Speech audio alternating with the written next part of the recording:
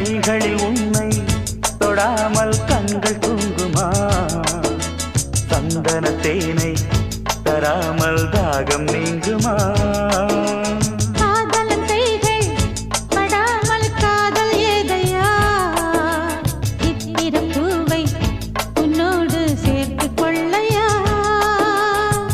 இதழ்களின் மேலே இதழ்களினாலே